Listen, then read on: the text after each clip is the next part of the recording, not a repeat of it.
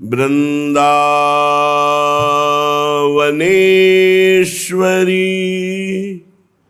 तवैव पदारविंदम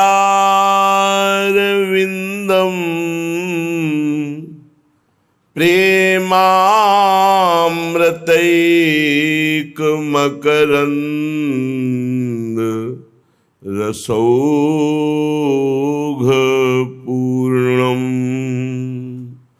हृद्यर्पितं मधुपते स्मरतापमुग्रं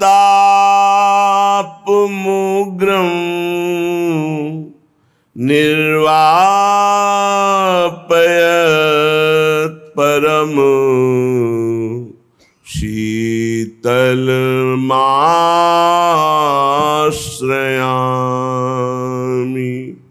निर्वापयत् परम शीतलमाश्रयामि। चलते हैं श्रीमद् भागवत महापुराण, जो भगवान श्री कृष्ण का वाङ्मय स्वरूप है। प्रसंग चल रहा है, भगवान ब्रह्मा जी सृष्टि रचना में देखा कि सफलता प्राप्त नहीं हो रही, तो एकदम क्रोध आ गया, भ्रकुटी चढ़ गई और भ्रकुटी से एक बालक जैसा प्रकट हुआ। वह प्रकट होकर रुदन करने लगा, तो ब्रह्मा जी ने उनका नाम रखा नील लोहित रुद्र। भगवान देवाधिदेव महादेव का प्रादुर्भाव श्रीमद् भागवत के अनुसार ब्रह्मा जी की भ्रकुटी मध्य से हुआ।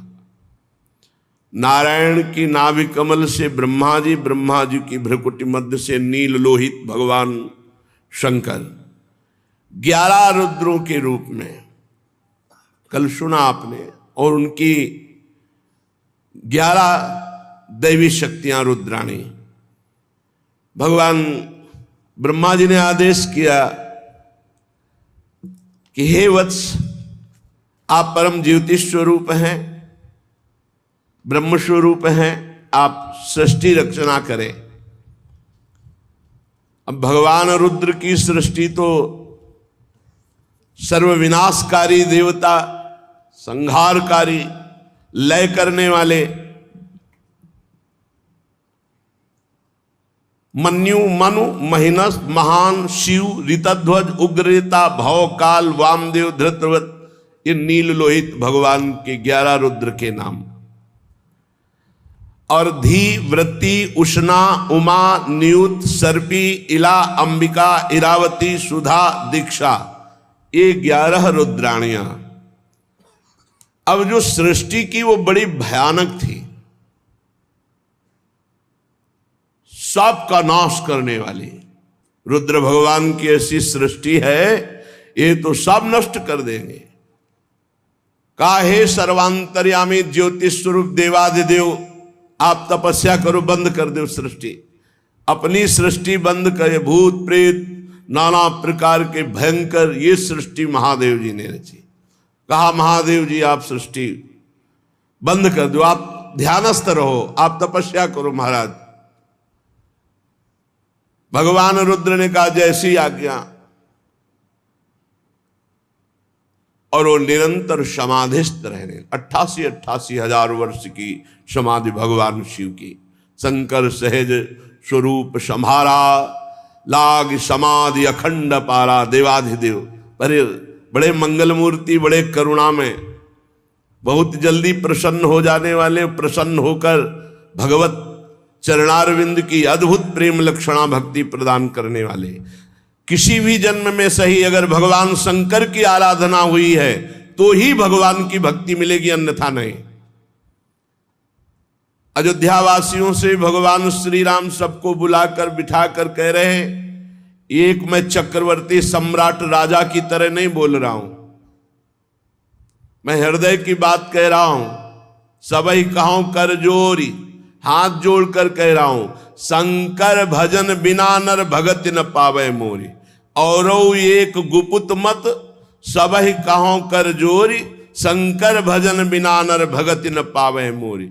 मैं हाथ जोड़कर एक गुप्त बात कहता हूं, यदि भगवान शंकर की कृपा नहीं हुई तो विशुद्ध भक्ति मेरी कोई नहीं प्राप्त कर सकता।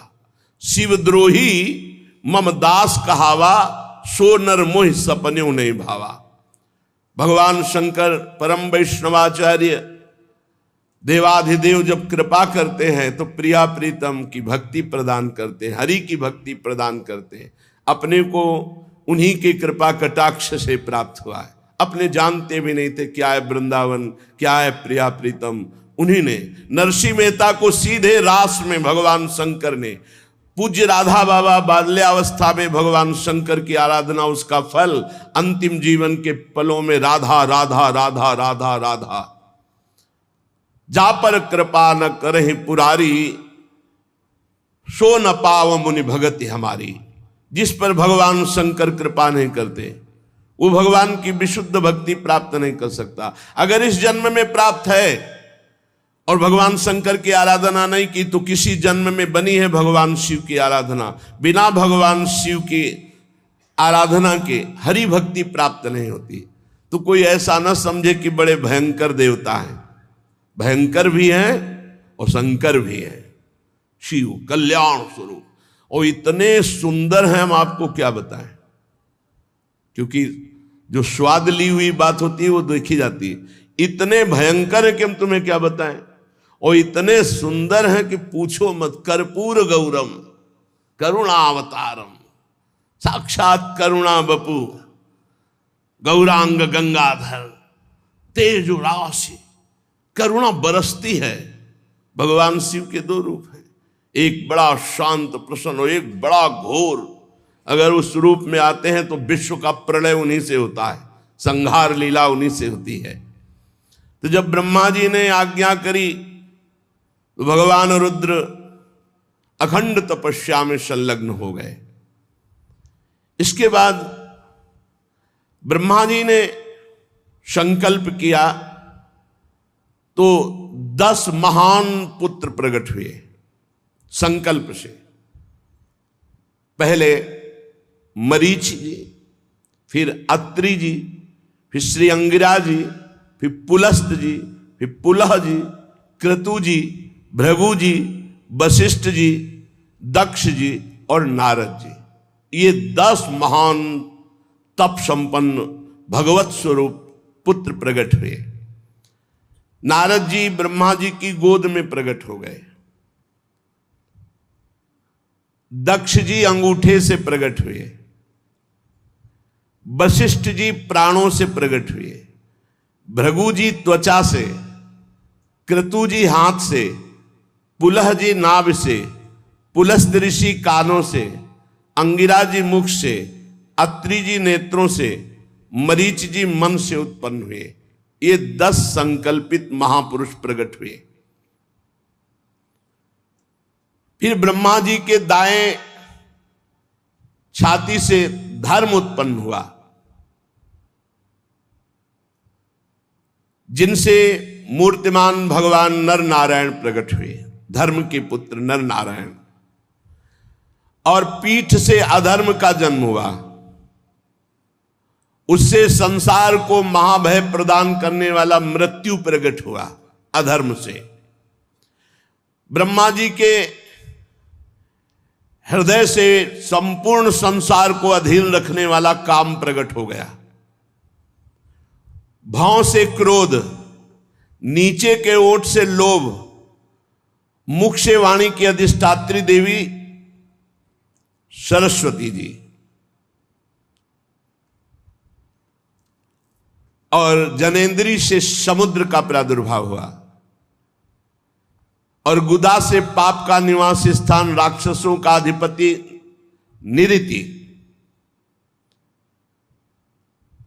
छाया से भगवान करदम जी उत्पन्न हुए। सारा जगत भगवान ब्रह्मा जी से उत्पन्न हुआ है। अब बड़ी घटना इस समय एक ये घटी कि जिस समय वाणी की अधिष्ठात्री देवी सरस्वती प्रकट हुई तो इतनी सुंदर थी कि ब्रह्मा जी मोहित हो गए। यद्यपि वासनाहीन है, पर सृष्टि उत्पन्न करनी, इसलिए ऐसा संयोग ब्रह्मा जी की बुद्धि लड़खड़ा गई। जो 10 पुत्र पहले ब्रह्म ऋषि प्रकट हुए, उन्होंने तत्काल हाथ जोड़ा और कहा, पिताश्री आपको शोभा नहीं देता, आप समर्थ हैं, आप अपने मन में उत्पन्न हुए इस काम वेग को रोकिए। आप ये क्या देख रहे हैं, आपकी दृष्टि सही नहीं। पूर्ववर्ती कभी ब्रह्मा ने ऐसा नहीं किया जो पूर्व में ब्रह्मा हुए। आप तेजस्वी हैं, ऐसा आपको शोभा नहीं देता जैसी दृष्टि से आप देख रहे हैं सरस्वती जी की तरफ, क्योंकि आप जैसा करेंगे वैसा ही आचरण संसार में उतरेगा। आप जगत के रचयिता हैं, आप भगवत स्वरूप हैं। मैं आपको नमस्कार करता हूं, लेकिन आपको रोकता हूं, आप अपनी दृष्टि बदलिए।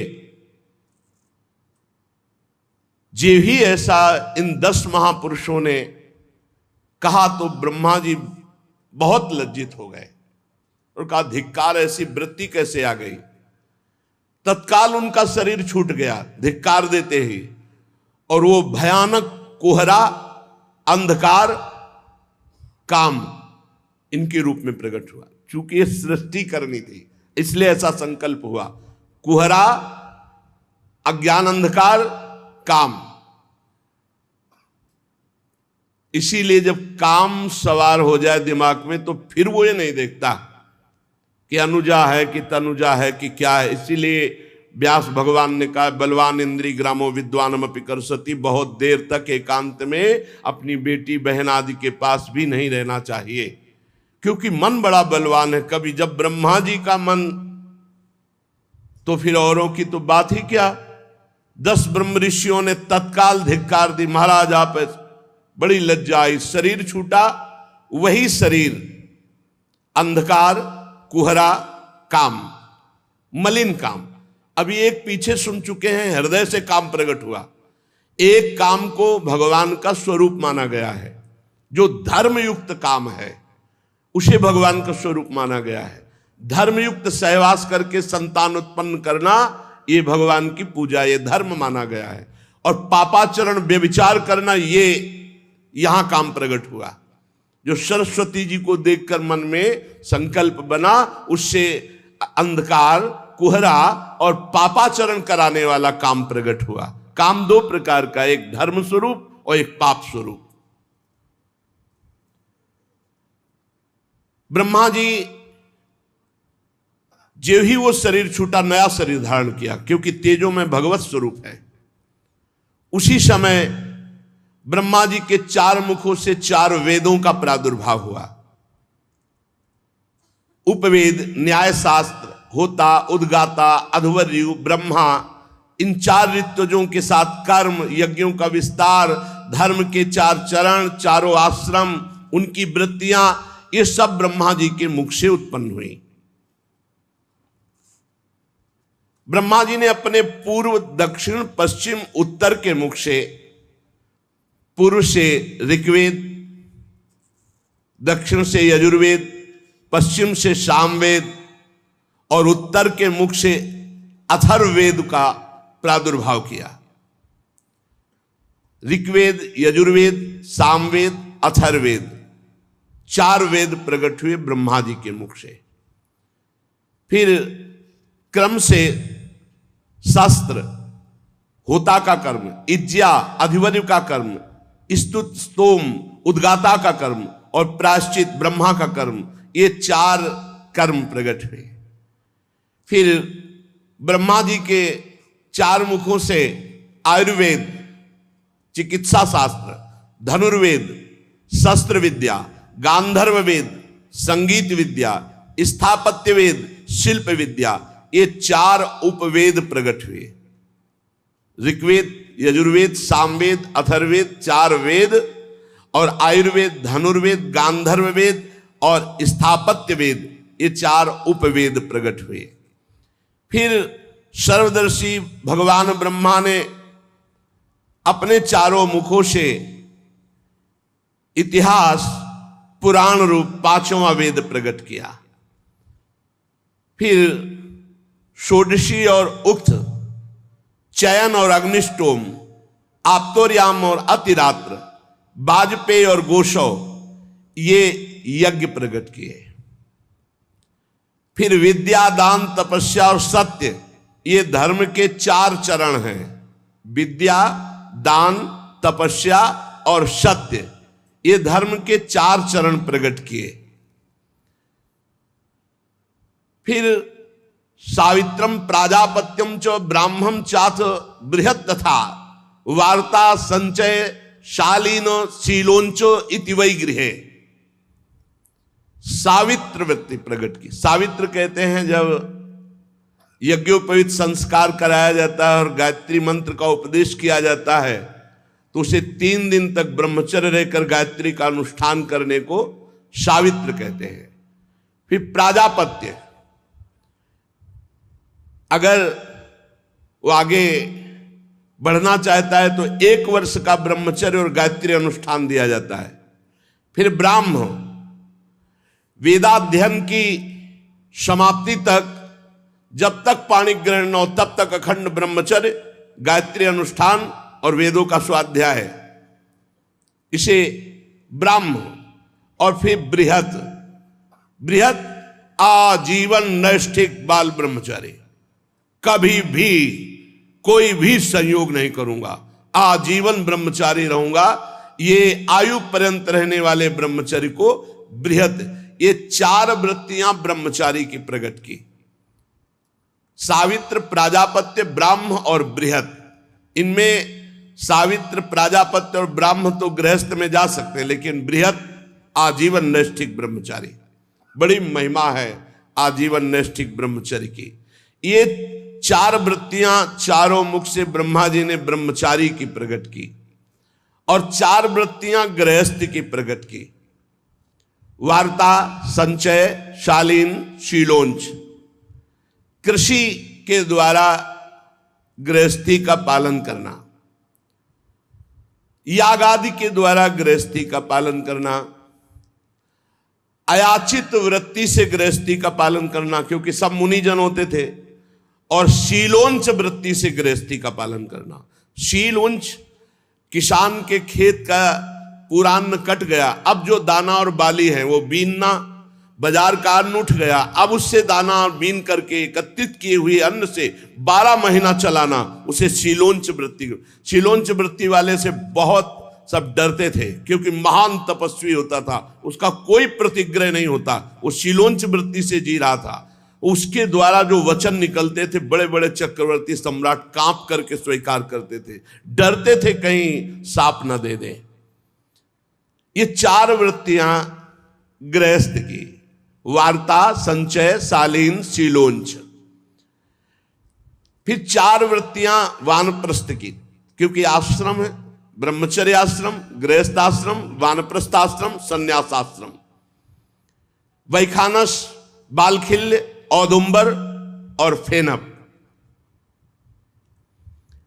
वैखानस, बिना ज्योति बोई भूमि से उत्पन्न हुए फल आदि पदार्थों से आजीवन निर्वाह करना वानप्रस्थ, इसे वैखानस कहते हैं, वानप्रस्थ की वैखानस वृत्ति। और बालखिल्य, नवीन भोजन अन्न मिल जाने पर पुराने अन्न का संपूर्ण त्याग कर देना, ये वालखिल्य वृत्ति। औदुंबर, प्रातः काल उठे जिधर मुख किया उधर भिक्षा मिली जो फल आदि की वही लेना, अन्यथा भूखे रह जाना। फेनप, अपने आप जो फल आदि जमीन पे गिरे हुए तोड़ नहीं सकते, उससे पूरा जीवन निर्वाह करना, ये वानप्रस्थ की 4 वृत्तियां। और फिर सन्यास की 4 वृत्तियां, कुटीचक, बहुदक, हंस और परमहंस। कुटीचक, एक जगह कुटी बना करके आजीवन भजन करते हुए व्यतीत करना संसार से विरक्त होकर। इन्हें कुटीचक सन्यासी कहते हैं। और बृहदक एकमात्र तत्व की तरफ दृष्टि रखते हुए शरीर से निरपेक्ष, जैसे भरण पोषण, कोई परवाह नहीं, बस तत्व दृष्टि। जहां शरीर पड़ा है पड़ा, जहां मिल गया खा लिया खा लिया, नहीं खा लिया नहीं खा लिया, दृष्टि ही नहीं शरीर में, तत्व दृष्टि। उन्हें बहुदक। और जो निरंतर तत्व में स्थित है उन्हें हंस, और जो जीवन मुक्त हो चुके उन्हें परमहंस। ये सन्यास की 4 वृत्तियां हैं। अन्वीक्षिकी, त्रयी, वार्ता, दंड नीति, ये 4 विद्याएं हैं। मोक्ष प्राप्त करने वाली अध्यात्म विद्या, स्वर्ग आदि प्रदान करने वाली कर्म विद्या, खेती व्यापार आदि संबंधी विद्या और राजनीति, ये 4 विद्याएं हैं। भू भुआ स्व महा, इन 4 आश्रमों का पालन करने वाले यहां 4 लोकों में जाते हैं। जो जीवन मुक्त महापुरुष हो गए, वो अगर इनका भोग ना भोगना चाहे तो वो परब्रह्म में लीन हो जाते हैं।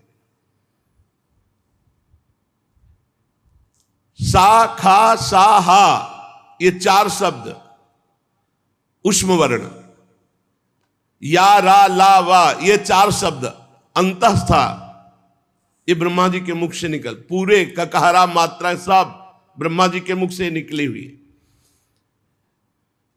निषाद, ऋषभ, गांधार, षड्ज, मध्यम, धैवत, पंचम, ऐसा रे गा मा प ध नी, ये ब्रह्मा जी के मुख से निकली।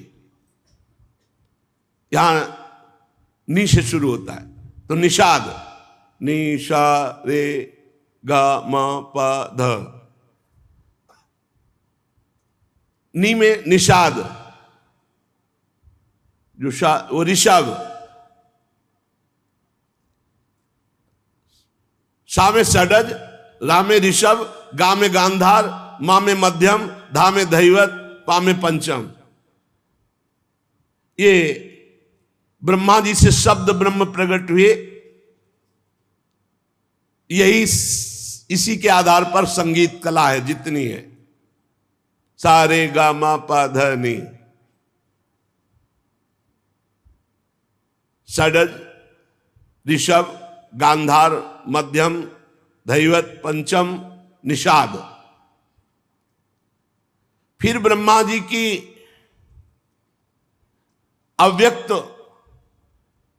एक वाणी प्रकट हुई, ओम आ उ मा ओम। ये परिपूर्ण ब्रह्म स्वरूप है। यही सब मंत्रों का अधिष्ठाता है। जो ब्रह्म प्राप्ति के हैं सब में प्रणव, यही इसके उच्चारण में आ उ मा। ओ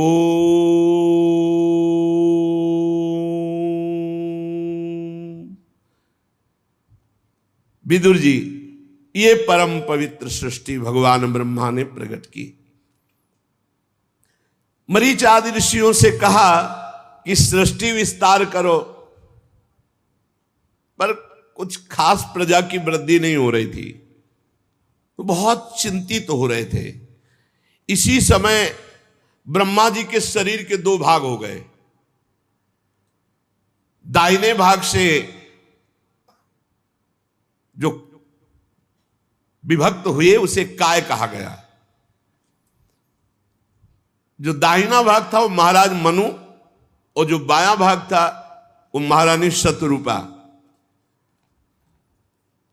यहीं से मैथुन धर्म से सृष्टि बढ़ी। महाराज स्वयंभू मनु शतरूपा से 5 संतानें उत्पन्न की, 2 पुत्र 3 कन्या। 2 पुत्र महाराज प्रिव्रत उत्तानपाद, 3 कन्याएं आकुति, देहूति, प्रसूति। इन्हीं से पूरा संसार सब भरा है। श्री सुखदेव जी कहते हैं, महाराज परीक्षित, मुनिवर मैत्री जी के मुख से परम पुण्यमयी कथा सुनकर श्री विदुर जी ने पूछा कि फिर क्या हुआ जब मन शतरूपा जी प्रकट हुए।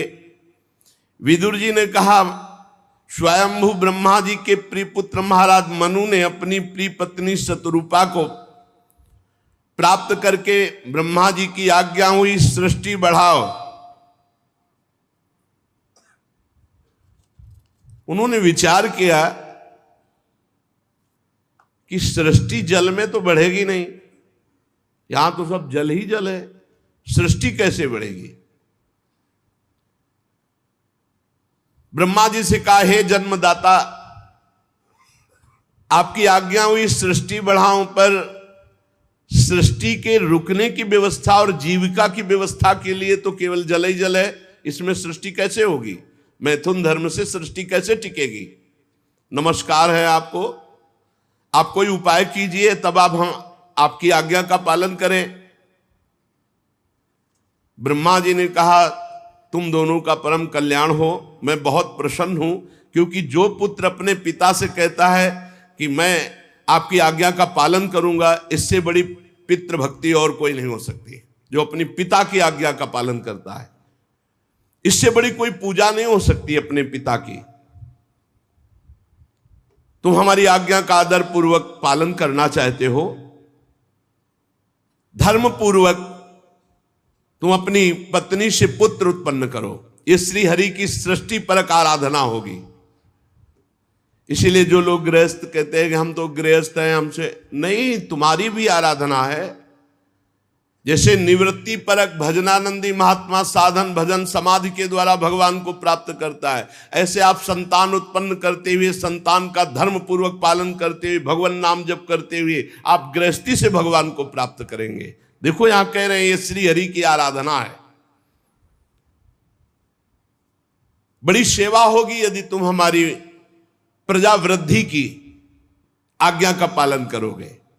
और जो पुत्र अपने पिता का धर्म आज्ञा का अनादर कर देता है, वो कभी सुख नहीं प्राप्त करता है। मनु जी ने कहा कि मैं आपकी आज्ञा का तो पालन अवश्य करूं प्रभु, लेकिन हमें पृथ्वी चाहिए, बिना पृथ्वी के कैसे हम पालन कर सकते हैं अपनी संतान का, क्योंकि उसी से जीविका मिलेगी, वही आधार, और पृथ्वी तो है नहीं।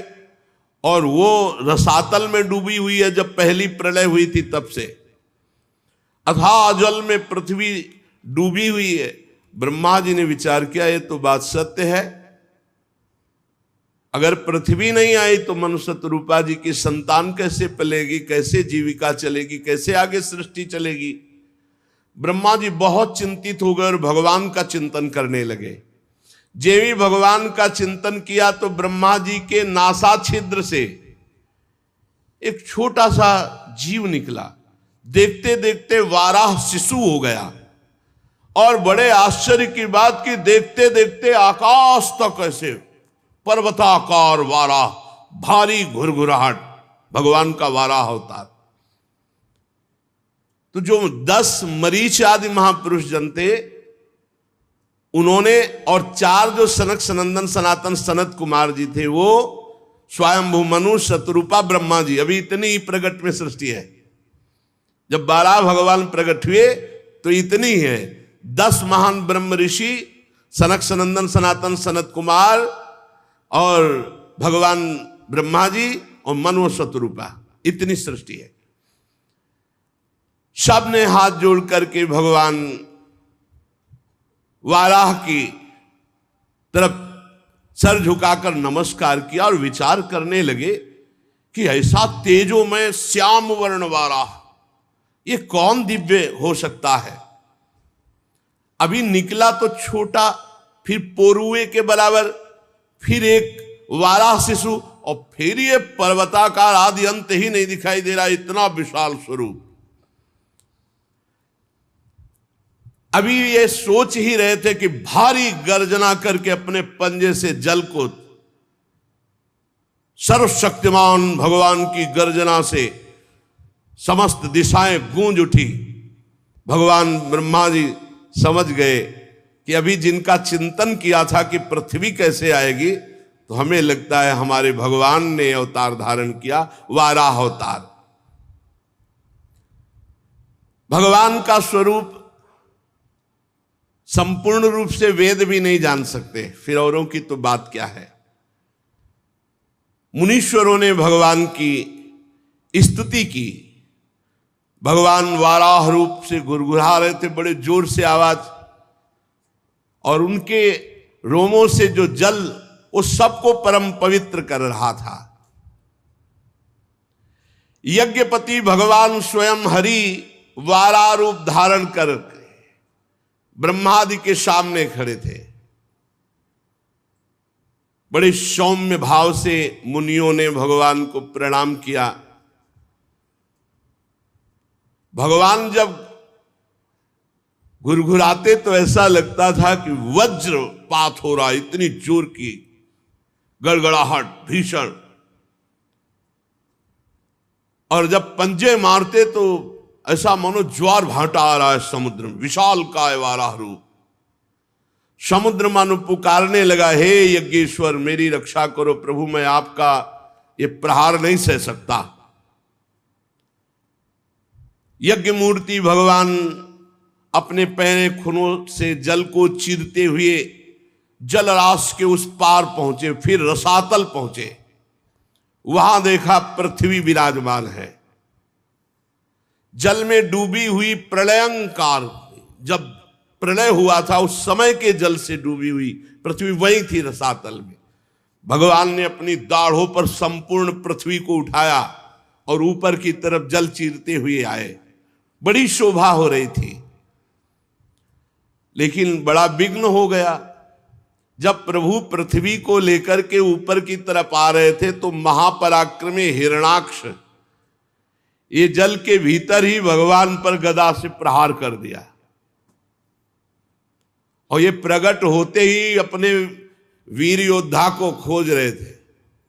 कोई वीर योद्धा मिले जो मेरी भुजाओं की खुजलाहट मिटाए। हिरणाक्ष, आगे प्रसंग आएगा कि बीच में कहां से आ गया हिरणाक्ष।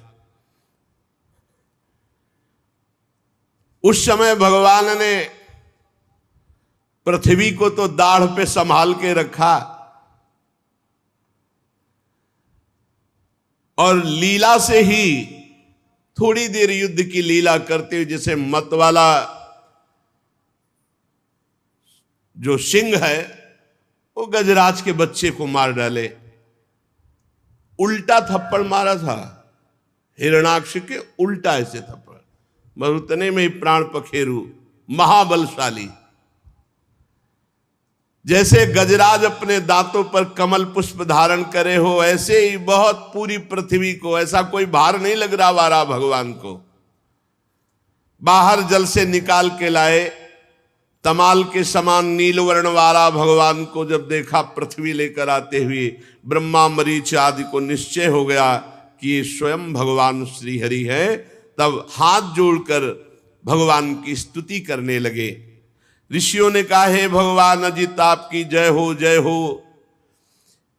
जितम जितम ते जित यज्ञ भावन, त्रयीं तनुम स्वाम परिधुन्वते नमः। यद्रोम गर्ते सुनिलिलिरध्वरास, तस्मै नमः कारण सुकरायते। जय हो वारा भगवान आपकी जय हो। आप अपने वेदत्रयी रूप विग्रह को फटकार रहे, आपको नमस्कार है। आपके रोमकूपों में संपूर्ण यज्ञ लीन है। आपने पृथ्वी का उद्धार करने के लिए ये वाराह रूप धारण किया। हे भगवान आपको नमस्कार है। हे प्रभु, कोई भी दुराचरण करने वाला कभी आपका दर्शन नहीं प्राप्त कर सकता। लोग कहते हैं भगवान हमें दर्शन क्यों नहीं देते, जैसी पद्धति है दर्शन की वैसे चलो। अधकचरे योगी को भगवान का दर्शन नहीं होता, दुराचारी को, जो दुराचार परायण है उसे भगवान का दर्शन नहीं होता। रूपम तवई तन्नु दुष्कृतात्मनानाम, ये जो दुष्कृत आचरण करने वाले हैं इनको भगवान के पास रहते हुए भगवान उनके हृदय में रह रहे, फिर भी वो दर्शन नहीं कर सकते।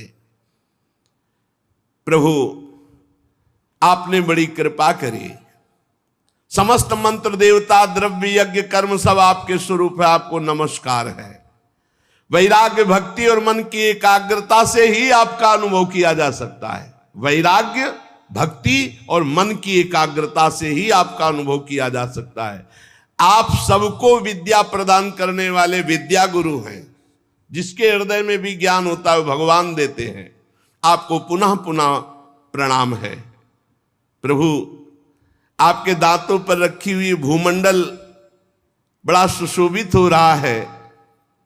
चराचर जीवों को सुखपूर्वक रहने के लिए आपने जगन माता पृथ्वी का उद्धार किया। आप हमारे पिता हैं और पृथ्वी हमारी माता है। प्रभु, आपको और पृथ्वी माता को बार बार प्रणाम है। रसातल में डूबी हुई इस पृथ्वी को निकालने का साहस केवल आप ही कर सकते थे, दूसरा नहीं।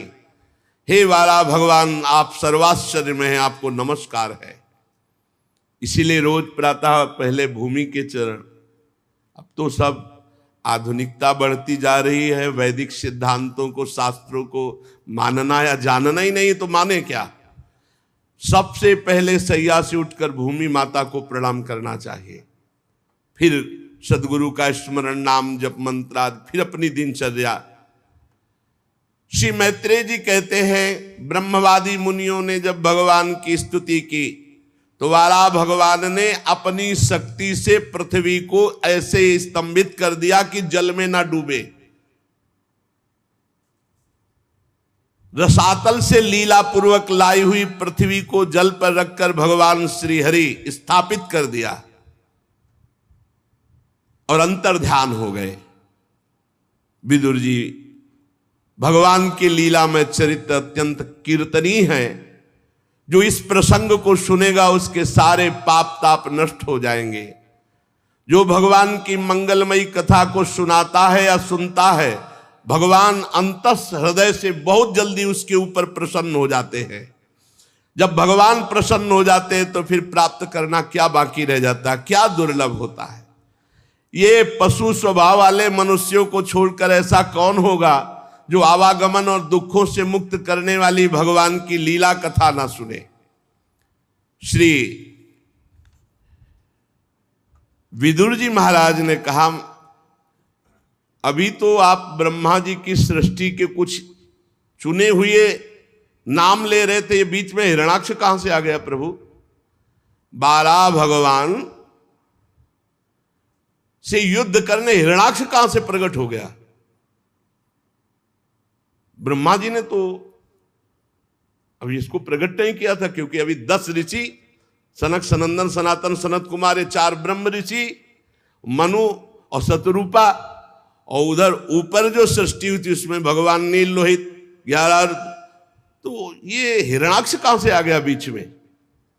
ये जब पृथ्वी निकाल रहे थे वाला भगवान, ये हिरणाक्ष कहां से आ गया और मुठभेड़ कैसे कर ली? मैत्रेय जी ने कहा, विदुर जी, बड़ा सुंदर प्रश्न है तुम्हारा, क्योंकि इसमें भगवान श्री हरि की मंगलमयी लीला कथाओं का वो प्रादुर्भाव है जिससे मनुष्य सुनने मात्र से मृत्यु पास से मुक्त होकर भगवत प्राप्त हो जाएगा। कर लो ना विश्वास।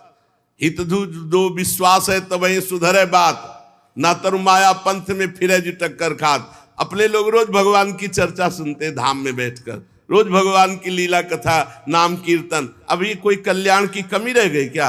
अरे कल्याण का कल्याण हो गया। मस्त रहो, बस नाम जप करते हुए गंदी बातों से बचो तो जीवन मुक्त हो। अभी जीवन मुक्त हो। पूर्व काल में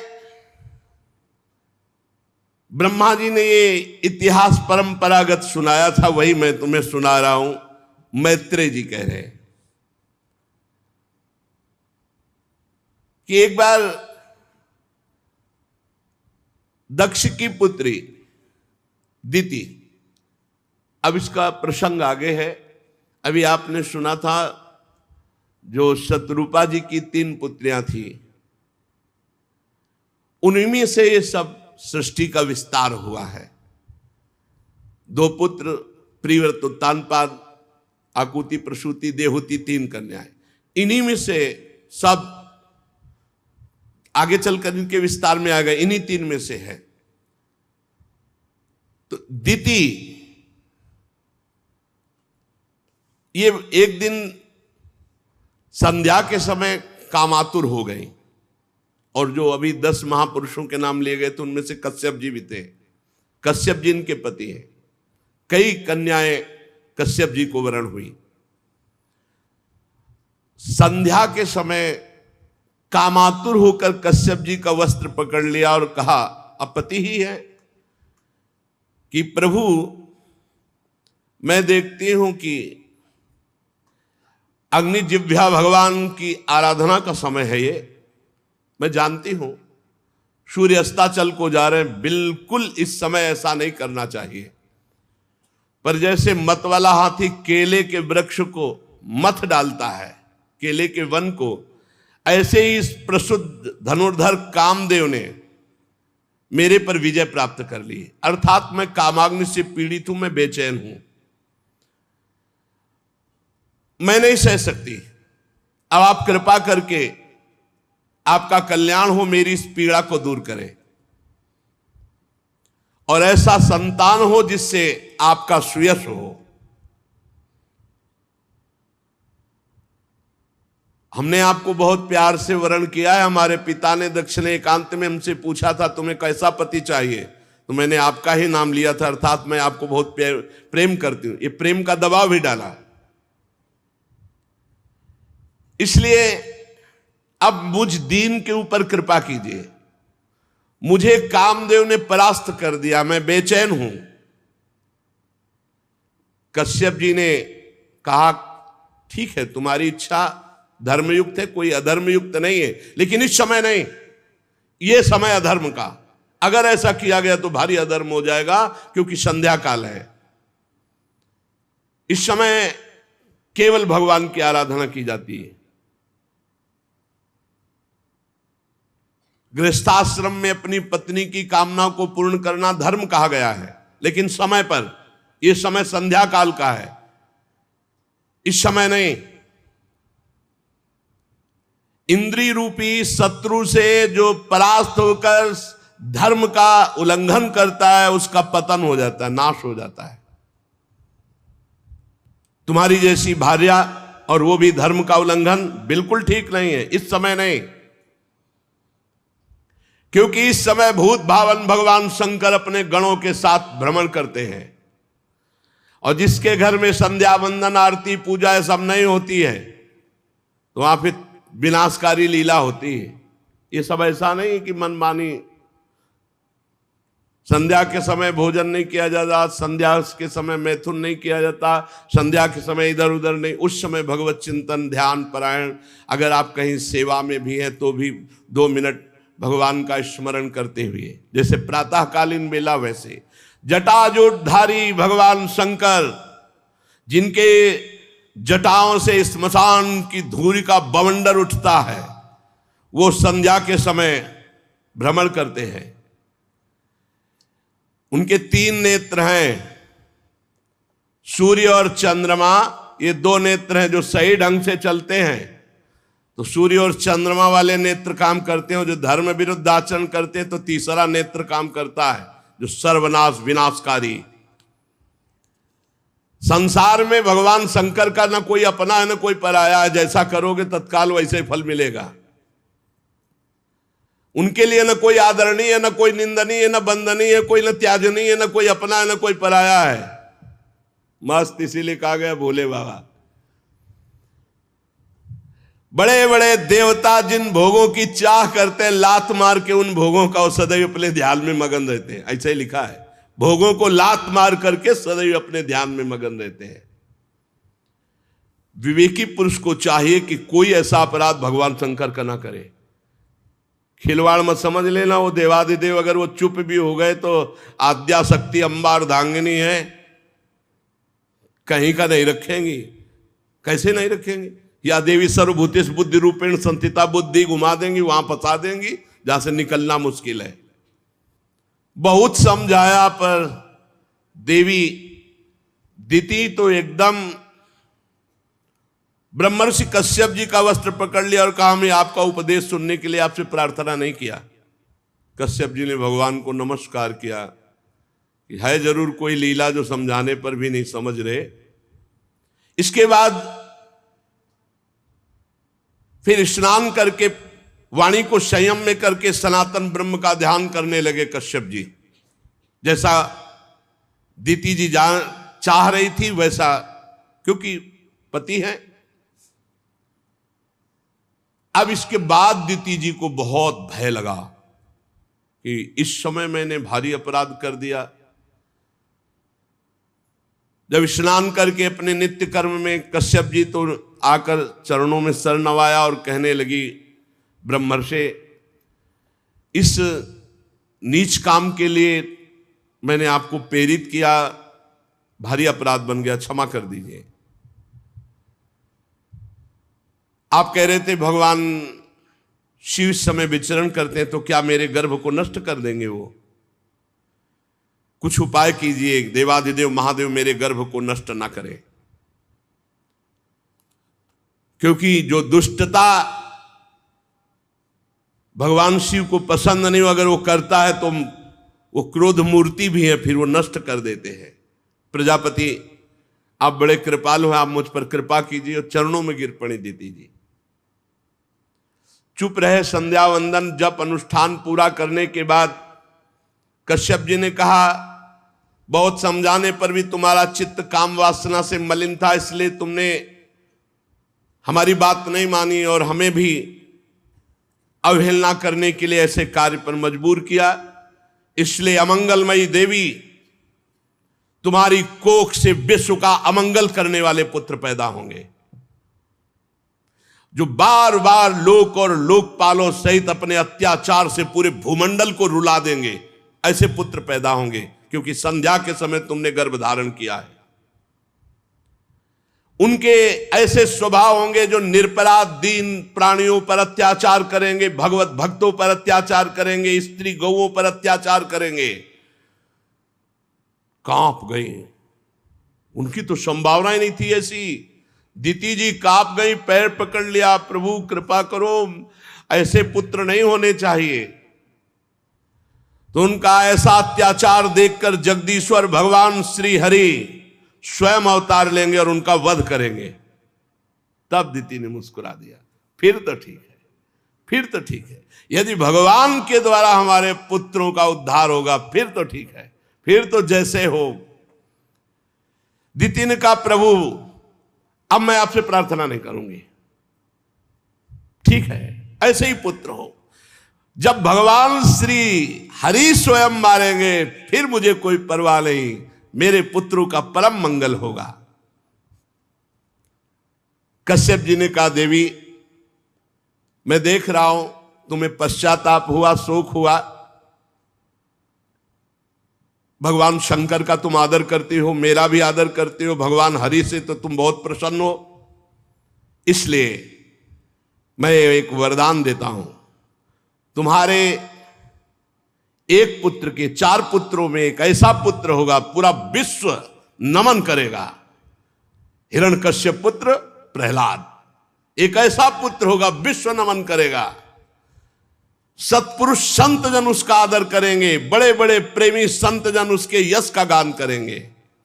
जिस पर खोटे सोने को बार बार तपाकर शुद्ध किया जाता है, उसी प्रकार अनुकरण करने के लिए, भक्ति का अनुकरण करने के लिए तुम्हारे पौत्र को आदर्श माना जाएगा। प्रहलाद जी सब भक्तों में श्रेष्ठ है।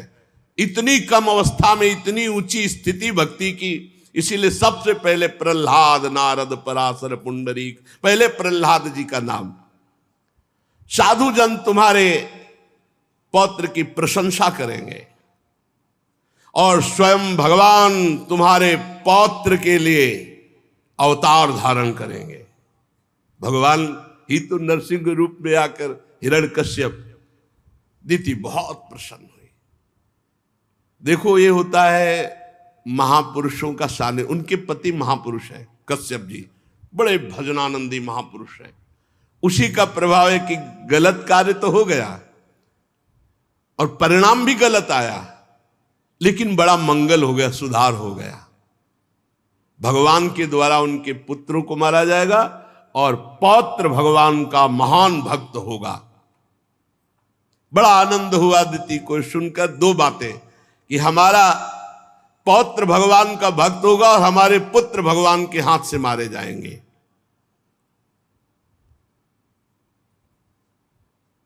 पर दिति ने जब सुन रखा था कि मेरे पुत्र बड़े दुष्ट स्वभाव के होंगे, तो उन्होंने विचार किया कि पहले तो गर्भ के बाहर ही नहीं आने देंगे हम। कोई साधारण माता थोड़ी थी, अरे उन्हीं की बहन से तो सब देवता प्रकट हुए, अदिति से, और दिति से सब दैत्य हुए, ये सब देवी हैं।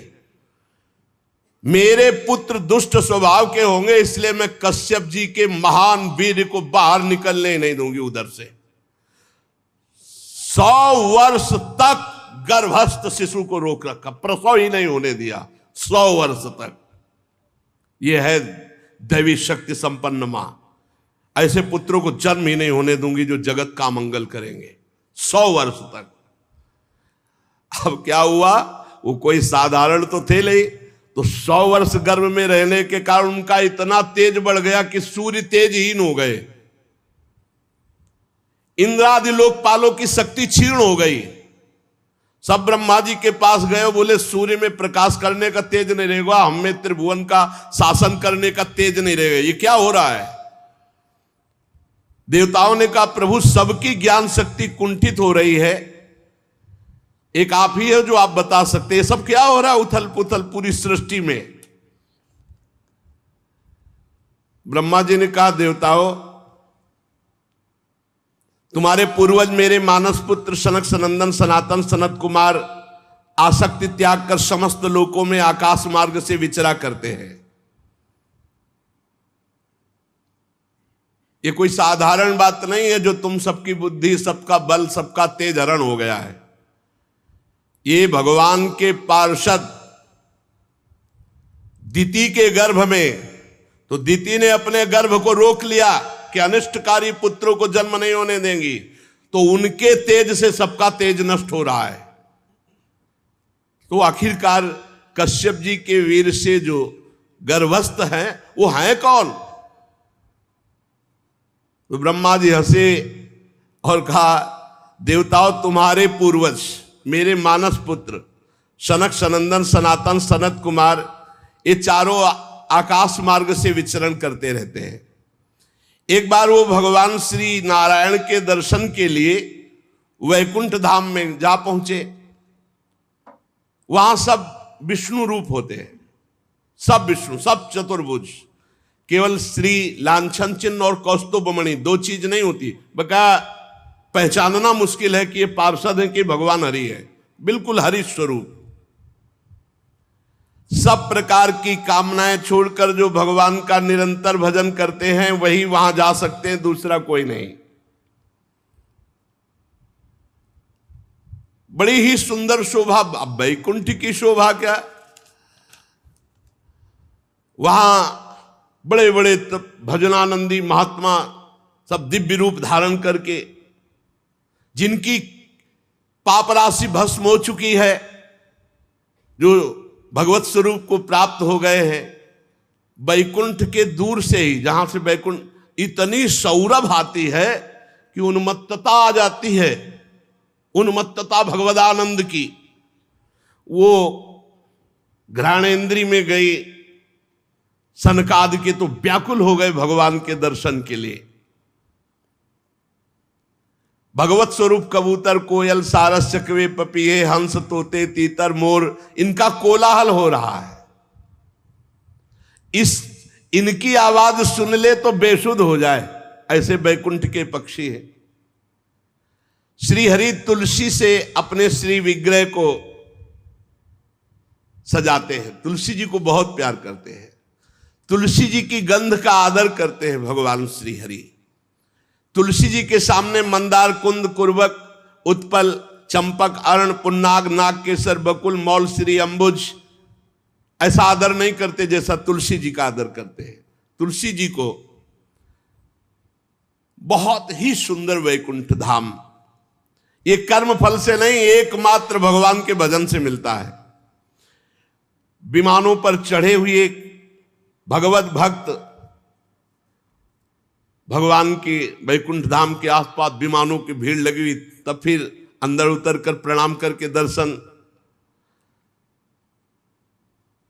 बड़े ही सुंदर सौंदर्य वाली देवियां वैकुंठ में, और सबसे परम सौंदर्यशालिनी श्री लक्ष्मी जी, जिनका कृपा प्रसाद प्राप्त करने के लिए त्रिभुवन आराधना करता रहता है। लक्ष्मी जी की कौन कृपा प्रसादी नहीं चाहेगा? वही चाहेगा जो हरि का एकदम आसक्त प्रेमी होगा। श्री हरि के चरणों को चापती रहती है लक्ष्मी जी, चंचलता रूपी दोष का त्याग करके। जिस समय वो नूपुर झनकार करती हुई, लीला कमल घुमाती हुई वैकुंठ में भ्रमण करती है, समस्त पार्षद सर झुकाकर उनके दर्शन करके आनंद मगन हो जाते हैं।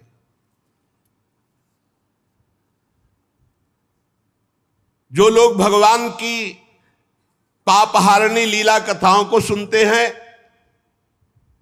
कभी भूल से भी काम संबंधी प्रपंच चर्चा नहीं सुनते और नाम जप करते हैं, भगवान को जीवन अर्पित करते हैं, वही वैकुंठ लोक जाते हैं। बड़े अभागे हैं जो लोग संसार की बातों में मन लगाते हैं, भगवान की कथा नहीं सुनते। उनके सारे पुण्य नष्ट हो जाते हैं, वो घोर नरकों में जाते हैं जो संसार की चर्चा सुनते हैं। इस मनुष्य योनि की बड़ी महिमा है। हम ब्रह्मादि भी चाहते हैं कि अगर हमें मनुष्य शरीर मिल जाए तो हम खूब भगवान का भजन करके सीधे वैकुंठ जाएं, भगवान के धाम। और हम वृंदावनवासी तो वैकुंठ भी नहीं चाहते। इस प्रकार भगवान की जो आराधना करते नहीं चाहते ब्रजवासी वैकुंठ। आप देखो, जब यहां अपना कन्हैया है ना, तो वहां बहुत दूर वाला है, वो ईश्वर बैठा हुआ है, उसके पार्षद सब। ब्रजवासी जनों ने कहा, कन्हैया सुनते तुम भगवान हो? बोले हाँ है। तो बोले नंद बाबा जब वहां गए ना वरुण जी के, तो वहां बताया कि बड़े बड़े देवता तुम्हारी लंबी दंडवत कर रहे थे, भगवान भगवान कह रहे थे, तुम भगवान हो? बोले जब कह रहे थे वो तो मान लो क्या है। बोले हम तब जाने जब भगवान हो। तुम्हारा वैकुंठ कैसा है दिखाओ, काहे को तुम वैकुंठ की बात करो? बोले नहीं, अगर भगवान हो तो तुम दिखाओ ना।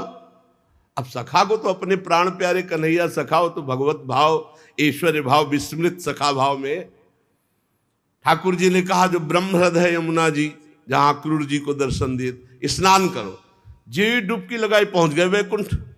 अब देखा वो भगवान के पार्षदों का स्वरूप और भगवान का वैभव।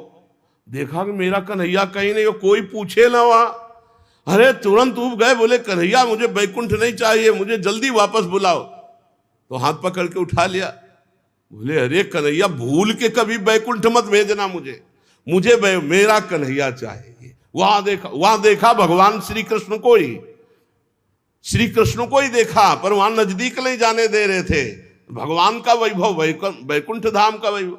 कहा मुझे ऐसा वैकुंठ नहीं चाहिए जहां तुमसे गले में हाथ डालकर बात न कर सके। अरे इतने बड़े बड़े अस्त्र शस्त्र लिए वहां देवता थे जो हमें तुम्हारे पास नहीं जा, हमें नहीं चाहिए वैकुंठ। और कहीं वृंदावन की शोभा तो शिव श्रीपति यद्यपि ललचाही, मन प्रवेश न हो को लाही। हे रज की तुल वैकुंठ नहीं और लोक की माया। अभी तो धाम प्रकाशित नहीं हुआ ना, चिदानंद तक वृंदावन के आगे, वृंदावन की लता सम कोटि कल्प तरुणाए, रज की तुल वैकुंठ नहीं और लोक की माए। ये धाम में बैठे आप कथा सुन रहे हो ना, अलौकिक चिदानंद, जहां वैकुंठाधिपति भी जिसकी महिमा अपने श्री मुख से गान करते हैं। देवादिदेव भगवान श्री हरि मंद मंद मुस्कुरा रहे हैं, लक्ष्मी जी चरण चाप रहे, सब चतुर्भुज नारायण स्वरूप भगवान के पार्षद तैनात अपनी अपनी सेवा में। अब सनकादि तो विकल ही हो गए थे दर्शन के लिए। जब भगवान के श्री चरणों की तुलसी की गंध आई तो प्रेम विकलता हो गई दर्शन के लिए। बड़े आनंद मगन थे, भगवत दर्शन की प्रबल लालसा थी। 6 डेवढ़ी पार कर गए और जे इस 7वीं डेवढ़ी में गए तो हाथ में गदा लिए हुए, समान आयु, महान तेजस्वी, बाजूबंद कुंडल किरीट आभूषणों से अलंकित, अरविंदाक्ष, और सनकादि को देखते ही क्षुभित हो गए। वो वैसे प्रसन्न मुद्रा में थे, ये देखो भगवान की इच्छा, क्षुभित हो गए। और जे भी 7वीं ड्योढ़ी पार करने लगे, सनक सनंदन सनातन सनत कुमार बेत लगा दिया कि इनको कोई नहीं रोक सकता। अच्छा, बैकुंठ में कौन सा डर था भैया कि भाई कहीं कुछ अविनाशी भगवान के धाम में कोई ऐसा प्रवेश नहीं कर सकता। और दूसरी बात यह थी कि कुछ मान लो झोला बेग अटैची होती तो होता कि चलो भाई चेक कर लो। वो तो दिगंबर है, लंगोटी भी नहीं भाई, कुछ हाथ में नहीं, दिगंबर। पता नहीं भगवान की प्रेरणा, तो देखते ही क्षुभित हो गए और बेत लगा दिया। चारों कुमार तत्वज्ञानी थे, ब्रह्म दृष्टि रखने वाले थे, पर फिर भी गुस्सा आ गया। यही बात पकड़ ली है, कर तुम अकर तुम अन्यथा कर तुम सर्व समर्था सा ईश्वरा हरिच्छा भावी बलवाना हृदय विचारत संभ सुजाना। भगवान की इच्छा काम करती, ब्रह्म दृष्टि तत्वज्ञानी महापुरुष में क्रोध आ जाना और जय विजय को संशय हो जाना, बेत लगा दे रहा, ये भगवान की इच्छा। हर समय 5 वर्ष की अवस्था के रहते सनक सनंदन सनातन सनत कुमार, और दिगंबर रहते, और हरिश शरणम मुख से निकलता रहता है। द्वारपालों ने बड़ा शील स्वभाव के विपरीत व्यवहार कर दिया। ऐसा द्वारपालों का शील स्वभाव नहीं है, और उन्होंने दुर्व्यवहार कर दिया, रोक दिया, रुक जाओ, बेत लगा दिया। वैसे और जो वैकुंठवासी द्वारपाल थे एकदम सावधान हो गए, ये क्या, जय विजय ने ये क्या कर दिया, ऐसे महापुरुषों को क्यों रोक दिया। अब अपने प्रभु के दर्शन के लिए व्याकुल होकर जा रहे थे तो एकदम भ्रकुटी चढ़ गई, लाल लाल आंखें हो गई सनक सनंदन सनातन सनत कुमार की। क्रोध से कहने लगे, अरे द्वारपालो, तुम लोग तो महती सेवा के प्रभाव से इतनी उच्च कोटि की अवस्था को प्राप्त हुए हो, भगवत पार्षद बने हो, तुम सर्वज्ञ हो, जैसे भगवान सर्वज्ञ हो वैसे तुम सर्वज्ञ हो, जैसे भगवान समदर्शी हो वैसे तुम समदर्शी हो।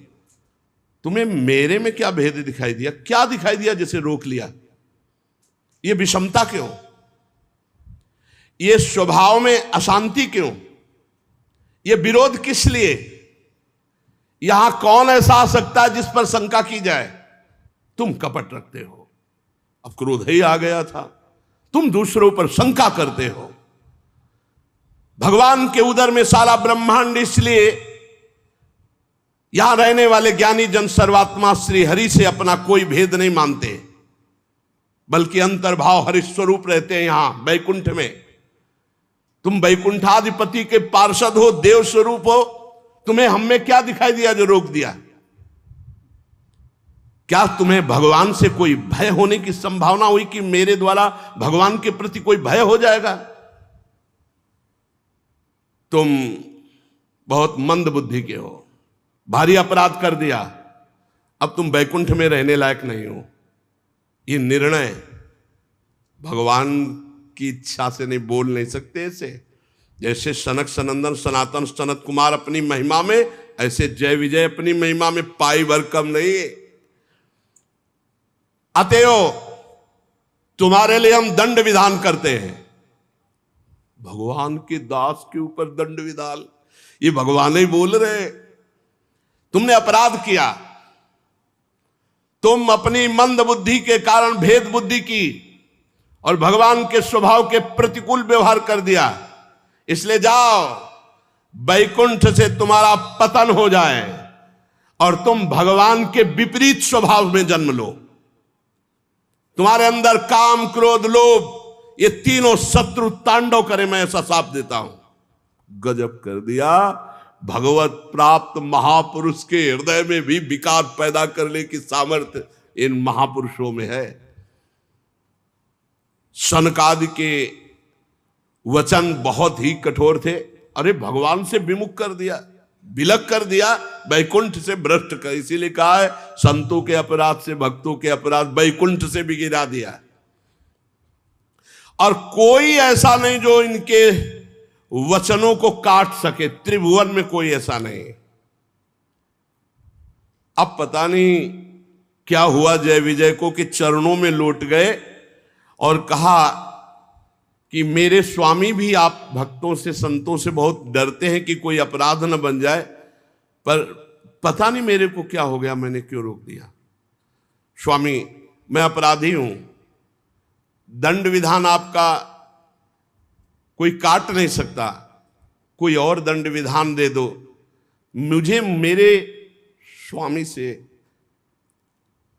अलग होने वाला क्यों दंड विधान कर दिया कि अपने स्वामी की सेवा से अलग होकर मैं कोई और दंड विधान कर दो। प्रभु आप दंड देंगे मुझे स्वीकार है, पर हमारी थोड़ी दशा पर विचार कीजिए। मैं अपने प्रभु को देखकर जीता हूं, अपने प्रभु इनसे विलक कर दिया तो प्रभु थोड़ी देर के लिए मेरे हृदय में आप बैठकर देखिए, आपने प्रभु से विलक कर दिया और उस अधम योनियों में जाने को कहा जहां भगवान की स्मृति ही नहीं होती। आपने कह दिया काम क्रोध लोभ तुम्हारे हृदय में रहे, तो भगवान की स्मृति से भी विमुख कर दिया, भगवान से विमुख कर। इतना बड़ा दंड क्यों? आप और कोई दंड दे देते, आप मुझे और कोई दंड दे देते। विनय ही कर रहे थे कि देखा जय हो भगवत पार्षद कर रहे, और सामने से चंवर डुला रहे जा रहे, छत्र लगा हुआ है, पुष्प के पावड़े पर रहे, अखिल लोक चूड़ामणि भगवान श्री हरि पधार रहे। द्वारपालों ने सनकादि के चरण पकड़ रखे थे। जब भगवान की दृष्टि पड़ी, भगवान स्वयं अपने श्री चरणों से चल कर आ रहे थे। जिन्हें परमहंस मुनिजन बड़े बड़े ढूंढते रहते हैं, सहज में नहीं पाते, वो भगवान चलकर, सनकादि को अंदर जाने का अधिकार अभी नहीं मिला। भगवान चलकर आए, लेकिन यह नहीं हुआ कि सनकादि अंदर चले जाए, क्योंकि भक्त को ऐसा कठिन शाप दे दिया। जी भी देखा सनकादि ने कि मेरे समाधि में दर्शन देने वाले स्वयं वैकुंठनाथ भगवान चलकर आ रहे, उनके साथ पार्षदगण छत्र चमर आदि लिए चल रहे, राजहंस के पंखों के समान श्वेत चवर डुलाए जा रहे, शीतल मंद सुगंध वायु बह रही है, मोतियों की झालर अद्भुत शोभा दे रही, अमृत की बूंदें उस छत्र से टपक रही हैं भगवान के ऊपर। समस्त सद्गुणों के आश्रय, सौम्य मुख मुद्रा, अनवरत जिनकी दृष्टि से कृपा बरसती रहती है, अपने भक्तों को जो सदैव स्नेह से देखते हैं, स्नेह से, जैसे मां अपने बच्चे को देखती है, ऐसे हर भक्त को भगवान करो सदा तिनके रखवारी, जिम बालक राखे महतारी। समस्त दिव्य लोकों के चूड़ामणि भगवान वैकुंठनाथ स्वयं चलकर आ रहे। पीतांबर मंडित विशाल नितंब झिलमिलाती हुई करधनी, गले में भ्रमरों से मुखरित वनमाला, सुंदर कंगन पहने हुए, और साथ में पार्श्व में गरुड़ जी चल रहे हैं, जिन पर एक हाथ धरे हुए हैं। गरुड़ जी पर एक हाथ पधराए हुए हैं और एक हाथ से लीला कमल घुमा रहे हैं। बिजली की सी कांति पीतांबर धारण किए हुए, मकराकृत कुंडल, सुघड़ नासिका, बड़ा ही सुंदर मुख, सिर पर मणिमय विशाल मुकुट विराजमान, गले में सुंदर हार, कौस्तुभ मणि अपूर्व दमक रही है। भगवान का श्री विग्रह सुंदरता का समुद्र है। इस भगवान देवादिदेव महादेव जी, ब्रह्मा जी इसी रूप का ध्यान करते हैं। सनकादि ने जब देखा मेरे ध्यान का विषय मेरे प्रभु, तो सर झुकाकर साष्टांग प्रणाम किया और भगवान की रूप माधुरी का पान करते रहे। सनकादि मुनीश्वर निरंतर ब्रह्मानंद में मगन रहते हैं, लेकिन जिस समय भगवान के श्री चरण कमलों का दर्शन हुआ, तो ब्रह्मानंद से मन हट करके भगवान के रूप में आसक्त हो गया। भगवान का मुख नील कमल की कांति वाला, बड़े ही लाल लाल अधर और कुंदकली के समान दंत पंक्ति, बड़ी झांकी सुंदर जो कृत्य कर दे। और भगवान के पद्मराग के समान लाल लाल नखों से सुशोभित उनके चरणारविंद, जो ध्यान करने वाले मुनियों के ध्यान का विषय। अष्ट सिद्धियां, नौ निधियां, समस्त सिद्धगण, मोक्ष पदवी मूर्तिमान होकर भगवान की चरण सेवा में हाथ जोड़े खड़े। मोक्ष पदवी, अष्ट सिद्धियां, नौ निधियां, सब। सनकादि मुनियों ने प्रणाम करके कहा, अंतर्यामी रूप से यद्यपि आप दुष्ट चित्त के हृदय में भी रहते हैं, पर वो आपकी दृष्टि से ओझल कभी आपको देख नहीं सकते। बड़े बड़े भक्तजन भाव रूपी नेत्रों से आपका ध्यान करते हैं, और आप ध्यान का नहीं, आज तो मैं साक्षात आपको सामने देख रहा हूं। प्रभु, मैंने श्रवण रंध्रों से आपकी रूप शोभा सुनी थी, पर आज देखा है, नेत्र भरकर पान तो आज हम कर रहे हैं। भगवान, आप तो साक्षात परम तत्व हैं। इस समय आप हम सबको आनंदित करने के लिए आप पधारे हैं। आपकी कृपा दृष्टि के बिना कोई आपको नहीं देख सकता। प्रभु, आपका सुयश अत्यंत कीर्तनीय है, जो सांसारिक दुखों की निवृत्ति करता है। हम आपके चरणों की शरण में रहने वाले हैं, आपकी कथा के रसिक हैं, आपका नाम जप करते हैं हरिशरणम, और आपकी कथा सुनते हैं। प्रभु, मुझे और कुछ, कोई पद, कोई सुख नहीं चाहिए, बस मेरा चित्त भंवरा बनकर आपके चरण कमलों में ही घूमता रहे, बस यही मैं चाहता हूं। हे विपुल कीर्ति प्रभु, ये जो आपने रूप प्रकट किया है, हम पर बड़ी कृपा की। अजितेंद्रीय पुरुष तो कभी भावना भी नहीं कर सकता आपके रूप की। मैं बार बार प्रणाम करता हूं। सनकादि ने साष्टांग पुनः दंडवत किया। श्री ब्रह्मा जी ने कहा, देवगण, जब योगनिष्ठ सनकादि मुनियों ने इस प्रकार स्तुति की, तब वैकुंठाधिपति भगवान श्री हरि बोले, मुनिगण, बहुत ध्यान देने योग्य बात है। ये मेरे हैं, जय विजय, मेरे पार्षद, मेरे दास हैं। जो मेरे हैं, अगर उनके द्वारा अपराध हो जाता है तो मैं अपना ही अपराध मानता हूं। सनकादि को अपना नहीं का ध्यान देने बात है। ये भगवान की दासता और सेवा का पक्ष है। किसी भी बात में अगर कोई ऐसी त्रुटि हो जाती है, अपराध बन जाता है, तो हमारे स्वामी जन अवगुण प्रभु मान न काओ, दीन बंधु अति मृदुल स्वभाव। बहुत प्रवीणता, भगवान तो प्रवीणता के समुद्र है। ये जय विजय मेरे पार्षद हैं। मुनिगण संबोधन कह, एतौ तौ पार्षदौ मह्यम जयो विजय एवच कदर्थी कृत्य माम यद्दो वह क्राता मतिक्रमम। हे मुनिगण, मुनिगण सनकादि को संबोधन, ये जय विजय मेरे पार्षद है, मेरे दास है। आपका अपराध किया, अवज्ञा की, आपने इन्हें दंड दिया, स्वीकार है। क्योंकि आप जैसे ब्रह्म ऋषि मेरे आराध्य देव हैं। मेरे दासों के द्वारा जो तिरस्कार किया गया है, उसे मैं अपना अपराध मानता। ये पक्षवत, ये बाहर से शब्दों में समझ में नहीं आ गया, अंदर की बात है। आप मेरे आराध्य देव हो, ब्रह्म ऋषि हो, लेकिन मेरे अनुचरों के द्वारा, मेरे दासों के द्वारा जो अपराध हुआ, वो मेरे द्वारा अपराध हुआ, मैं अपना अपराध मानता। ये जो प्रियता है, ये अमोघ प्रियता है भगवान की। ये प्रियता, ये मेरे दास के द्वारा अपराध हुआ, मतलब मेरे द्वारा अपराध हुआ। आप जरा इस बात को समझिए। मुनिगण, ब्रह्म ऋषिगण, ऐसे संबोधन सनकादि को, ये मेरे पार्षद हैं, मेरे अनुचरों द्वारा हुआ अपराध, मैं अपना अपराध मानता हूं। मैं अपना किया हुआ अपराध मानता हूं, मैं नहीं किया ऐसा। मैं आपसे प्रसन्नता की भीख मांगता हूं।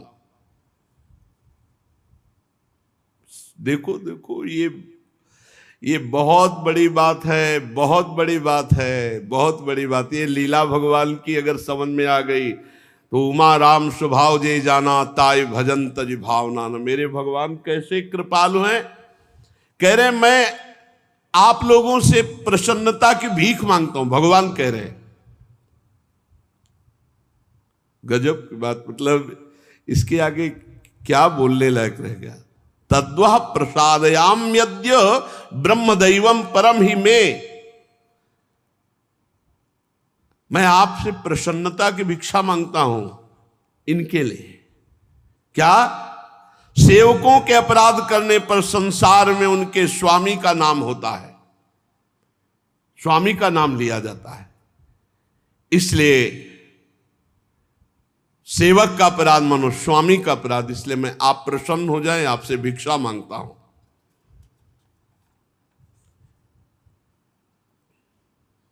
मैं विकुंठ कहलाता हूं, जिसकी महिमा कभी अपवित्र नहीं होती। सारा जगत मेरी महिमा का गान करके पवित्र होता है। जो कोई आप जैसे महात्माओं का अपराध कर दे तो मेरी भुजा ही क्यों ना हो, मैं उसे तुरंत काट डालूंगा। दोनों बातों को समझिएगा। अरे आप जैसे महात्माओं की सेवा करने से, आप जैसे महात्माओं की चरण रज से पवित्रता प्राप्त होती है, सारे पाप तत्काल नष्ट होते हैं। उसको ऐसा सुंदर स्वभाव मिलता है कि वो मुझे प्राप्त कर लेता है। देखो ना, मैं उदासीन रहता हूं लेकिन लक्ष्मी एक क्षण के लिए भी मुझे नहीं छोड़ती। क्यों? इन्हीं लक्ष्मी का कृपा कटाक्ष प्राप्त करने के लिए ब्रह्मादि देवता बड़े बड़े नियमों और व्रतों का पालन करते हैं। जो मुझे अपने कर्म समर्पित कर देते हैं या आत्मसमर्पण कर देते हैं, ऐसों को अगर भोजन पवाया जाए तो एक एक ग्रास पर जो सुंदर पकवान भोजन, तो जैसा मैं वहां तृप्त होता हूं ऐसा यज्ञ से तृप्त नहीं होता। जो कर्म फल समर्पित किए हुए, मुझे समर्पित किए हुए मेरे भक्त हैं, मेरे भक्तों को जब कोई पवाता है तो एक एक ग्रास पर मैं वैसा प्रसन्न होता हूं जैसा किसी यज्ञ करने से प्रसन्न नहीं होता। योग माया मेरे अधीन है। मैं अखंड असीम ऐश्वर्य का स्वामी हूं। मेरा ही चरणोदक गंगा जी हैं। भगवान शंकर इसी को मस्तक पर धारण करते हैं और लोगों को पावन करते हैं। मैं पवित्र ईश्वरों का भी ईश्वर होकर के अपने भक्तों की चरण रज मुकुट पर धारण करता हूं। ये बहुत बड़ी बात है। ये बहुत बड़ी बात भगवान कह रहे। मैं योग माया का पति हूं, स्वामी हूं, अखंड असीम ऐश्वर्य है।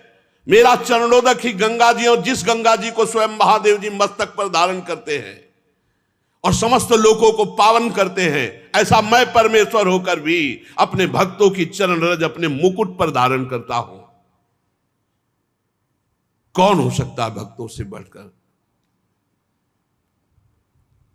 भगवान कह रहे, ब्रह्म ऋषि, दुग्ध धेनु, दूध देने वाली गाय, अनाथ प्राणी, ये सब मेरे साक्षात स्वरूप हैं।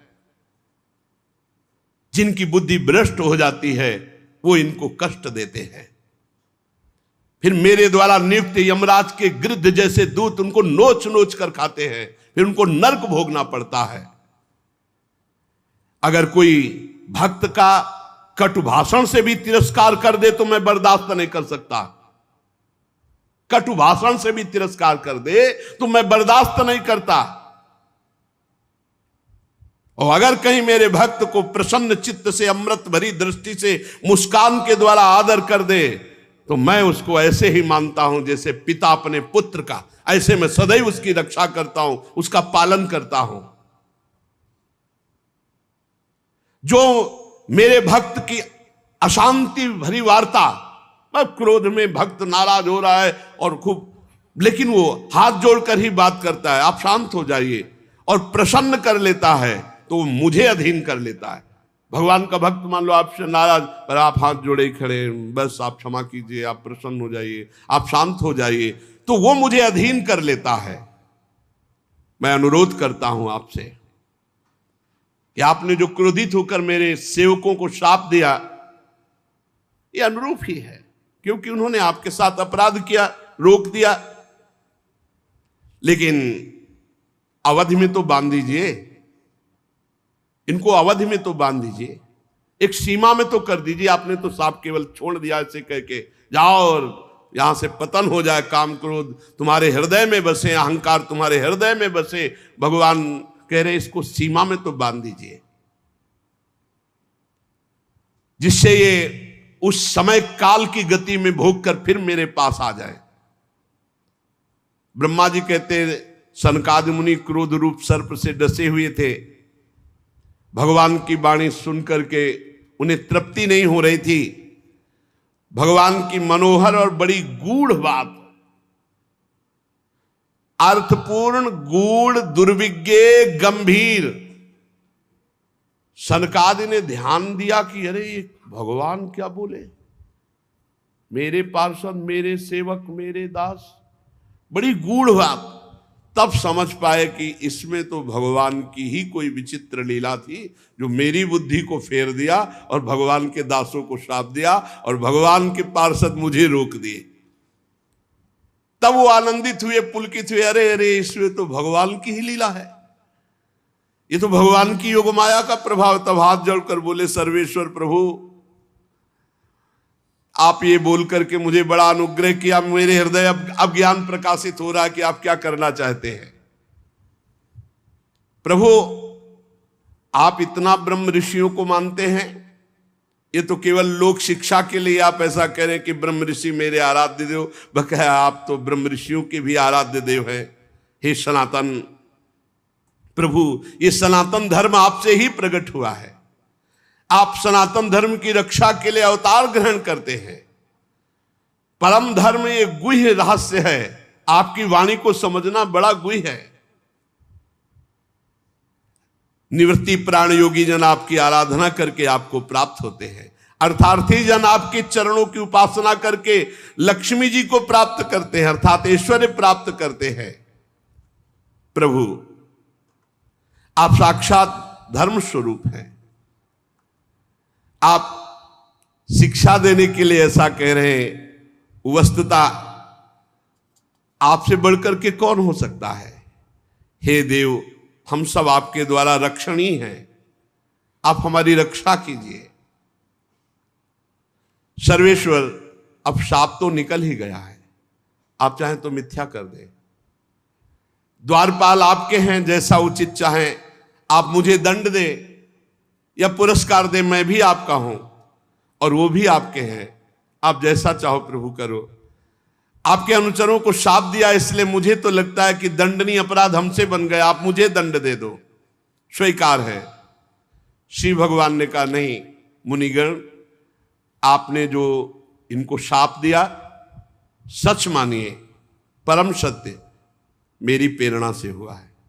भगवान ने कहा, ये मेरी प्रेरणा, सत्य मानिए मेरी प्रेरणा से हुआ है। अब ये 3 जन्म तक दैत्य भाव को प्राप्त होंगे और क्रोधावेश में हर समय मेरे में एकाग्र रहेंगे, और मैं अवतार बार बार लेकर के इनका उद्धार करूंगा और इन्हें पुनः स्थापित करूंगा अपने द्वारपाल के रूप में।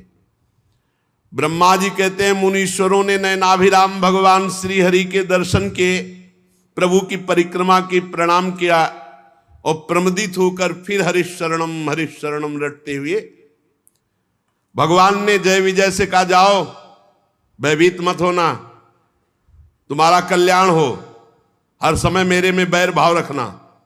देख लो भगवान क्या कह रहे हैं, मेरे से वैर भाव रखना तो अंतिम समय तक यही बोल करके प्राण त्याग रहा। कहां राम रन हतोपचारी, भगवान का ऐसा अनन्य दास है कि भगवान की आज्ञा को उल्लंघन नहीं। अनन्य दास उसे कहते हैं कि यदि स्वामी आदेश कर दे कि मार हमारी छाती पे घूंसा, तो उसी समय बिना विचारे घूंसे का प्रहार कर दे स्वामी पर, उसे अनन्य दास कहते हैं। जैसे अनन्य दास भीष्म जी तान तान के बाण मार रहे हैं श्री कृष्ण के शरीर पर, जहां विपक्ष में खड़े हैं। अभी भक्ति का वो जो रंग आता है वो एक अलग होता है। ये रंग में रंगे हुए हैं, परिपक्व हैं। भगवान ने क्या कहा? डरना मत। भगवान ने जाओ, किसी भी तरह से मैं भयभीत मत होना, तुम्हारा कल्याण करने के लिए मैं समर्थ हूं। मेरे से बैर रखना, मेरे से बैर रखना। जाओ, तुम जन्म लो और मैं भी जन्म लूंगा। मैं ब्रह्म तेज को मिटा सकता हूं, लेकिन मिटाना नहीं चाहता, क्योंकि मेरा ऐसा ही मत है।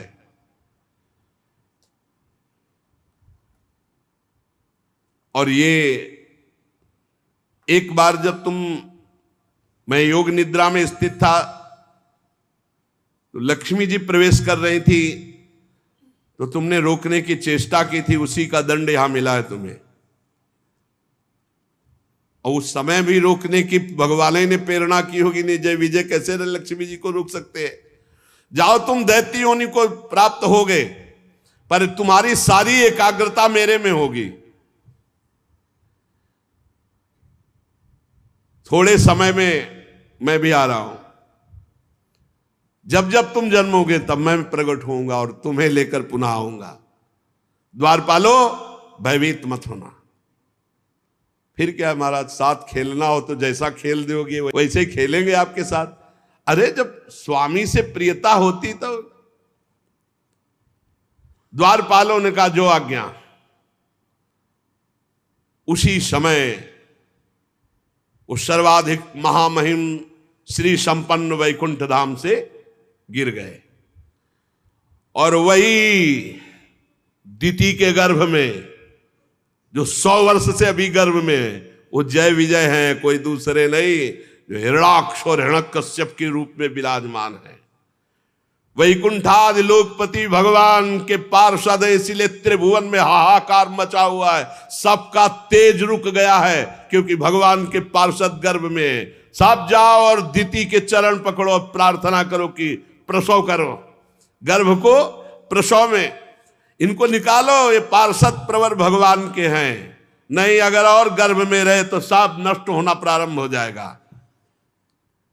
आदि पुरुष भगवान ब्रह्मा जी ने ऐसा आदेश किया देवताओं को, आप निश्चिंत रहो, ये भगवान के पार्षद है। जाकर दिति जी तो जो जाकर प्रार्थना की, फिर इनका प्रादुर्भाव होना और इनकी लीला। ये भगवान के पार्षद हैं हिरणाक्ष, हिरण्यकश्यप, रावण, कुंभकर्ण, शिशुपाल, दंतवक्त।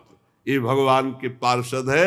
भगवान ने कहा था मुझसे बैर करना, तो कभी भी विनय शब्द इनके हृदय से नहीं निकले, कभी भी। रावण ने जिसको देखा कि ये विनय बोलता है राम जी के प्रति, तो अब भगाई दिया कि तुम हमारी पार्टी लायक ले, हम बैर वाले, चलो तुम। हाँ, जे भी सुना खरदूषण मारा गया, तो कहा खरदूषण मौसम बलवंता, मार सके को बिनु भगवंता। और भगवान पधारे हैं तो भजन न होए तामस देहा, बैर करूंगा और ललकार ललकार करके इनसे युद्ध करूंगा और फिर इन्हीं को प्राप्त हो जाऊंगा। तो कभी ऐसी निकृष्ट दृष्टि ना रखे। ये भगवान के पार्षद हैं, भगवान की लीला के लिए आए हुए हैं। तो भगवान की लीला अगर ये पार्षद ना आते तो भगवान की लीला का स्वाद कैसे आता। हम जब रामायण की आरती करते हैं तो उसमें सबकी आरती हो जाती है, क्योंकि सब विराजमान है ना। हम जब भागवत की आरती करते हैं तो उसमें सबकी आरती हो जाती है। ये सब भगवत स्वरूप है। हमें लीला रस आस्वादन करके अपने अंतःकरण को पवित्र करके निरंतर भजन करते हुए भगवान के धाम जाना है। और धाम आ चुके हैं, बस पर्दा हटना है, अंदर प्रवेश होना है। धाम आ चुके हैं, धाम यही धाम है चिदानंद वृंदावन। बस केवल पर्दा हट जाए त्रिगुण माया का, तो यही प्रिया प्रीतम खेल रहे हैं, यही रास भूमि है। बस इसी में हमें मिल जाना है। बस हमें तो कहीं जाना नहीं है ना, हमारे लिए कोई विमान आने की जरूरत नहीं है, बस वो पर्दा हटने की जरूरत। पर्दा हटा, दिव्य वृंदावन प्रिया प्रीतम, बस ये अंतिम जन्म। भगवान की कृपा से सत्संग मिल गया, धाम मिल गया, नाम मिल गया, रूप मिल गया। अब ऐसे सावधान हो जाओ, आगे और मलिन कलयुग आने वाला है, उसमें भजन साधन भगवत प्राप्ति ये सब दुर्लभ बात रहेगी। अभी समय है, थोड़ा समय है। पीछे जब प्रारंभ हुआ था तो समय वो जैसे कोई नाटक या फिल्म हो सो तो उसका पहला वो ट्रेलर, तो कलयुग जब प्रारंभ हुआ था तो उसका ट्रेलर था, पूरी फिल्म तो अभी बाकी है। अभी तो 5,000 वर्ष के कुछ हुए, 4,32,000 वर्ष है। कहीं स्वाहा स्वधा राम कृष्ण हरि धर्म का नाम नहीं रह जाएगा, आगे जैसे जैसे बढ़ेगा। इसलिए इसी जन्म में भगवत प्राप्ति कर लो, पता नहीं आगे। जैसा हमने 40-45 वर्ष पीछे साधन शैली देखी वैसी अब नहीं रह गई, आगे आप देख लेना। अब मोबाइल शैली रह गई है, आगे जो शैली आएगी वो और कुछ शैली होगी। जो संतों में पीछे भजन की वृत्तियां देखी वो होंगे संत जन, अब बहुत कम दिखाई देते हैं। अब जो आगे समय आएगा तो और कम संत जो शुद्ध भगवत प्राप्ति का मार्ग, ऐसा हम नहीं कहते कि अभी, लेकिन ऐसा होगा कि फिर आगे सतमार्ग लुप्त हो जाएगा। सदग्रंथों के अनुसार साधना करके सिद्ध हुए महापुरुषों का मिलना बहुत कठिन हो जाएगा, तो भगवत मार्ग बड़ा कठिन हो जाएगा। इसलिए इसी जन्म में अंतिम जन्म बना दो कि अब हमारा जन्म मरण कलयुग में ना हो, खूब नाम जप करते हुए हम भगवान को प्राप्त हो। शेष चर्चा आगे। श्री राधा वल्लभ लाल की।